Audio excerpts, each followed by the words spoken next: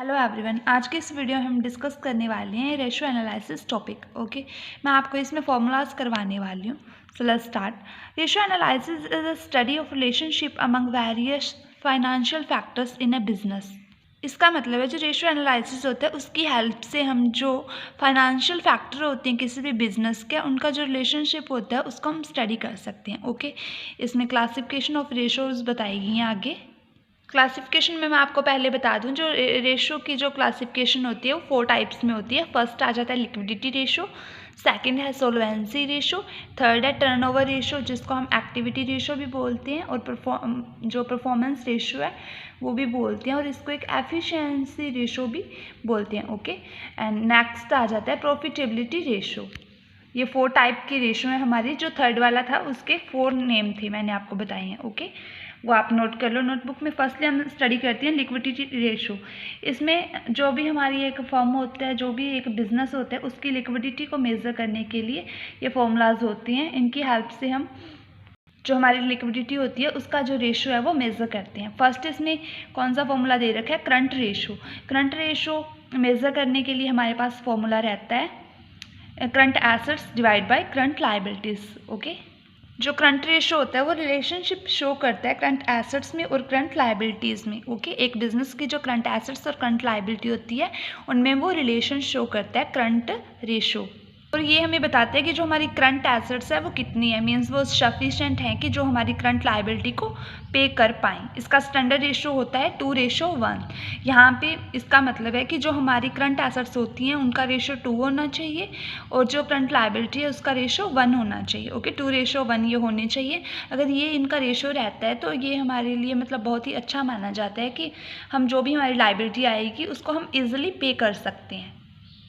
Okay, और इसमें जो हमारी करंट एसेट्स दे रखी है उसमें हम क्या क्या इंक्लूड करते हैं ये तो आपको पता ही है। इसमें बीआर आ जाएंगे, डेप्टर्स आ जाएंगे, शॉर्ट टर्म जो भी इन्वेस्टमेंट होती है वो आ जाएगी, प्लस इसमें स्टॉक और इन्वेंट्री आ जाता है, और इसमें प्रीपेड जो एक्सपेंसेस होते हैं वो आ जाते हैं। ओके, बट इसमें से जो करंट एसेट्स होती है उसमें से हम डेप्टर में से एक तो हमें प्रोविज़न लेस करना होता है, और हम इसमें करंट एसेट्स में जो लूज टूल्स होते हैं ना, loose tools and fictitious assets होती हैं उनको हम यहाँ पे इंक्लूड नहीं करेंगे। ओके, जो मतलब नॉर्मली हमारी करंट एसेट्स होती हैं उनको हम टोटल करेंगे, बट उसमें हम डेप्टर में, अगर डेप्टर दे रखे हैं उनमें से प्रोविज़न लेस करेंगे, एंड जो लूज टूल्स एंड जो फिक्टिशियस एसेट्स होंगी उनको हम इंक्लूड नहीं करेंगे। ओके, नेक्स्ट इसमें आ जाता है, इसका पार्ट है क्विक रेशो। इसका अदर नेम दे रखे हैं acid test ratio, liquidity ratio.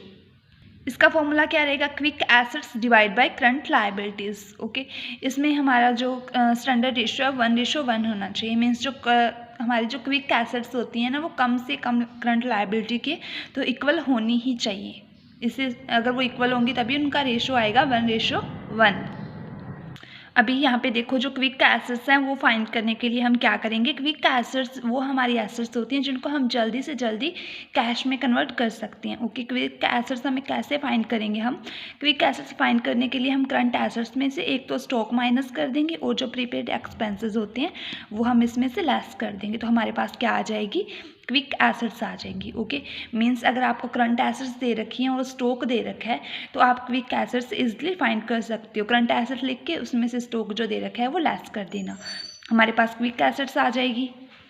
और अगर प्रीपेड एक्सपेंसेस दे रखे हो तो वो इसमें से लेस कर देना। ओके, एक तो ये फॉर्मूला रहता है क्विक एसेट्स निकालने का, और एक अदर फॉर्मूला क्या है क्विक एसेट्स फाइंड करने का। इसमें हम जो कैश दे रखी है प्लस बैंक बैलेंस प्लस जो डेप्टर्स होते हैं plus BR plus marketable securities, ये वो सिक्योरिटीज़ होती हैं जो टेम्परेरी होती हैं। ओके, इन सब का हम टोटल कर लेंगे तो हमारे पास क्विक एसेट्स आ जाएगी। मीन्स यहाँ पे हम स्टॉक और प्रीपेड एक्सपेंसेस को इंक्लूड नहीं कर रहे हैं। और जो करंट लायबिलिटी होती है वो तो आपको पता ही है, जो नॉर्मली करंट लायबिलिटीज़ होती है वो हमारी इसमें आ जाएंगी। यहाँ पे हम करंट लायबिलिटी में इंक्लूड करेंगे लाइक क्रेडिटर्स हो गए, बिल्स पेबल्स हो गए, बैंक ओवरड्राफ्ट हो गया। ओके, वो हमारी करंट लायबिलिटी में आ जाता है। नेक्स्ट देखो, एक ये नोट है, वर्किंग कैपिटल कैसे फाइंड करते हैं? वर्किंग कैपिटल का फॉर्मूला होता है current assets minus current liability. Okay, working capital is equal to current assets minus current liability. ये हमारे 2 रेशो हैं वो डिस्कस हो चुके हैं। इसका थर्ड पार्ट देखो, इसमें क्या दे रखा है। थर्ड पॉइंट होता है एब्सोल्यूट लिक्विड रेशो और cash ratio. Absolute liquidity ratio और जो कैश रेशो होता है उसको हम कैसे फाइंड करते हैं, उसके लिए पहले देखो इसमें हम क्या क्या लेंगे।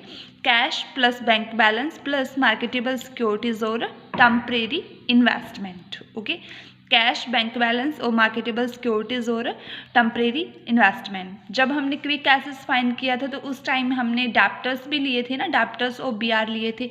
यहाँ पे हम डेप्टर्स और बीआर को भी नहीं लेंगे, उनको भी लेस करके, और जो ये कैश और जो बैंक और मार्केटेबल सिक्योरिटी है हम इनको 3-4 आइटम को ही यहाँ पे इंक्लूड करेंगे। ओके, इसका फॉर्मूला क्या रहेगा, absolute liquid assets divide by current liability. Current liability same रहेगी जैसे मैंने आपको पहले बताई है, लाइक क्रेडिटर्स हो गए, बैंक ओवरड्राफ्ट हो गया, बीपी हो गए, means bills payables, outstanding expenses, loan payable, और जो शॉर्ट टर्म प्रोविज़न आ जाते हैं और अनक्लेम जो डिविडेंड आ जाते हैं वो भी हम करंट लायबिलिटी में इंक्लूड करेंगे। ओके, नेक्स्ट देखो, जो हमारा फर्स्ट जो रेशो था ना लिक्विडिटी रेशो, उसके 3 पार्ट्स हैं। ओके, हमने 3 पार्ट डिस्कस कर लिए हैं। फर्स्ट था करंट रेशो, सेकंड है क्विक रेशो, एंड जो थर्ड आ जाता है एब्सोल्यूट लिक्विड रेशो। जो सेकंड वाला था ना क्विक रेशो, उसके नेम याद रखना, नेम क्या क्या थे उसके, quick ratio, acid test ratio और लिक्विड रेशो। नेक्स्ट, इसके 4 पार्ट है ना रेशो एनालिसिस की, क्लासिफिकेशन 4 टाइप्स हैं इसके। फर्स्ट हमने कर लिया, अब सेकंड देखो, सेकंड कौन सा आ जाता है, solvency ratio, long term liquidity ratio and leverage ratio. Solvency ratio के अकॉर्डिंग हमें क्या पता लग जाता है कि जो हमारी बिजनेस है, एक जो हमारा बिजनेस है उसकी कंडीशन कैसी है। ठीक है, अगर हम सॉल्वेंसी रेशो का यूज़ करते हैं, हमारी जो बिजनेस कंडीशन है वो अच्छी आ जाती है, तो इससे जो इन्वेस्टर्स होते हैं, बैंकर्स होते हैं और जो डिबेंचर होल्डर्स होती हैं वो अट्रैक्ट होती हैं हमारी बिजनेस की ओर। ओके, जो सॉल्वेंसी रेशो है वो हमारी बिजनेस की जो सॉल्वेंसी है उसको चेक करने के लिए यूज़ किया जाता है। इसमें फर्स्ट आ जाता है डेप्ट इक्विटी रेशो। डेप्ट इक्विटी रेशो का फॉर्मूला क्या रहेगा, डेप्ट डिवाइड बाय इक्विटी और long term borrowings divide by share holder funds. यहाँ पे फर्स्टली देखो, जो लॉन्ग टर्म बोरोइंग्स होती हैं उसमें हम क्या क्या इंक्लूड करेंगे। ओके, लॉन्ग टर्म बोरोइंग्स में हम इंक्लूड करेंगे debentures, bank loan plus bonds plus lone from financial institution plus public deposit. Means जो भी हमारे आउटसाइड के जो लोन होती हैं वो हम इसमें इंक्लूड करेंगे लॉन्ग टर्म बोरोइंग्स में, जो कि हमने बाहर से बोरोइंग्स की है। ओके, और नेक्स्ट है इसमें share holder fund. Share holder fund में हम क्या क्या इंक्लूड करेंगे, शेयर होल्डर फंड में आ जाएगा equity capital, preference capital, share premium, general reserve, capital reserve, other reserve और credit balance of profit and loss. Credit balance आएगा और जो डेबिट बैलेंस होगा उसको हम लेस कर देंगे, और जो एक्यूमुलेटेड लॉसेस होते हैं उनको भी हम लेस कर देंगे। फिक्टिशियस एसेट्स को हम यहाँ पे लेस कर देंगे, और जो अंडर राइटर का जो कमीशन होता है उसको हम यहाँ पे लेस कर देंगे, और जो शेयर इशू एक्सपेंसेस होते हैं उनको भी हम यहाँ पे लेस कर देंगे। तो हमारे पास क्या आ जाएगा, शेयर होल्डर फंड्स। ओके, यहाँ पे आप ध्यान रखना, अगर इनमें से नीचे कोई भी आपको चीज़ दी गई है तो आप उसको आप लेस करके चलोगे, और अगर मोस्टली ये नहीं दिया होता कुछ भी जो लेस करने वाला है तो हमें इक्विटी कैपिटल, प्रेफरेंस कैपिटल और जनरल रिजर्व को हम टोटल कर लेते हैं यहाँ पे सिंपली। ओके, फर्स्ट फॉर्मूला हो गया इसका डेप्ट इक्विटी रेशो का। अब इसमें सेकेंड देखो, इसमें क्या होगा, सेकेंड फॉर्मूला रहता है इसका डेप्ट to total fund ratio, debts to total fund ratio. इसमें सॉरी, जो ये लास्ट वाला था इसमें देखो इसका स्टैंडर्ड रेशियो क्या रहता है, 2:1 रहेगा। ओके, स्टैंडर्ड रेशियो 2:1 रहेगा इसका। और नेक्स्ट इसमें जो डेप्ट टू टोटल फंड रेशियो है इसका स्टैंडर्ड रेशियो होता है 0.67:1। ओके, 0.67:1। इसमें हम क्या क्या इंक्लूड करेंगे, फर्स्ट इसमें दे रखा है long term liabilities and borrowings. Long term liabilities मैंने अभी आपको लास्ट बताया था, इसमें क्या क्या आएगा, लॉन्ग टर्म जो बोरोइंग्स होती हैं, जो भी हम आउटसाइड से लोन ले रहे हैं, लाइक बैंक लोन, डिबेंचर्स आ गए, बॉन्ड्स आ गए, प्लस पब्लिक डिपॉजिट आ गया। ओके, उसको हम लॉन्ग टर्म बोरोइंग्स में इंक्लूड करेंगे, और इसमें हम शेयर होल्डर फंड्स प्लस करेंगे long term loans. Long term loan कौन से आगे, जो हमने बैंक से लोन लिया होगा वही आगे सेम ये वाली अमाउंट हम यहाँ पे प्लस करेंगे, और इसमें शेयर होल्डर फंड भी प्लस करेंगे। ओके, सो इससे हम डेप्ट टू टोटल फंड रेशियो है वो कैलकुलेट कर लेंगे। नेक्स्ट थर्ड देखो, इसमें थर्ड पॉइंट क्या है, प्रोप्राइटरी रेशो।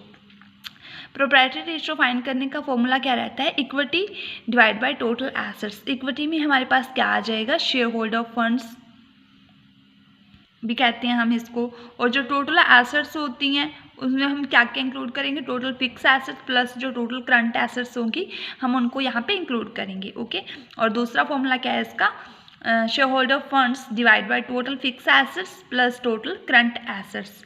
इसका जो स्टैंडर्ड रेशियो रहता है वो 33% रहता है। ओके, और इसमें एक नोट लिख रखा है, fix assets minus depreciation minus provision for fix assets. अगर हम फिक्स एसेट लेंगे उसमें कोई डेप्रिसिएशन दिया गया है या फिर प्रोविज़न दिया गया है तो हम इसमें से लेस करके लेंगे। ओके, और जो शेयर होल्डर फंड्स होते हैं उनमें तो आपको मैंने बता ही दिया, इक्विटी कैपिटल आ जाएगी, प्रेफरेंस कैपिटल आ जाएगी, plus general reserve plus capital reserve, plus इसमें हम जो हमारा प्रॉफिट एंड लॉस होता है उसका जो भी क्रेडिट बैलेंस होता है वो हम इसमें ऐड कर देंगे। ओके, ये हो गया हमारा प्रोप्राइटरी रेशियो। नेक्स्ट देखो, fix assets to owner funds. इसमें क्या रहेगा, इसका फॉर्मूला प्रोप्राइटर फंड्स रेशियो भी बोलते हैं इसको और नेट वर्थ रेशियो भी बोलते हैं इसको।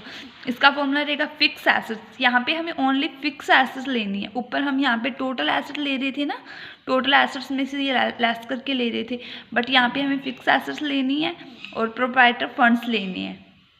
और ये एक नोट दे रखा है, fix assets include goodwill, patent etcetera. जो फिक्स एसेट्स होगी उसमें हम क्या इंक्लूड करेंगे, गुडविल, पेटेंट, एंड इसमें से जो हम एक्सक्लूड करेंगे वो क्या रहेगी, वो कौन सी आइटम है, इन्वेस्टमेंट आउटसाइड द बिजनेस। अगर हमारी कोई भी इन्वेस्टमेंट है जो आउटसाइड द बिजनेस है तो उसको हम यहाँ पे एक्सक्लूड करेंगे, मीन्स उसको हम इंक्लूड नहीं करेंगे फिक्स एसेट्स में। ओके, नेक्स्ट इसमें क्या दे रखा है, फिक्स एसेट्स रेशियो दे रखा है। इसका फॉर्मूला क्या रहेगा, total fix assets divide by total long term funds.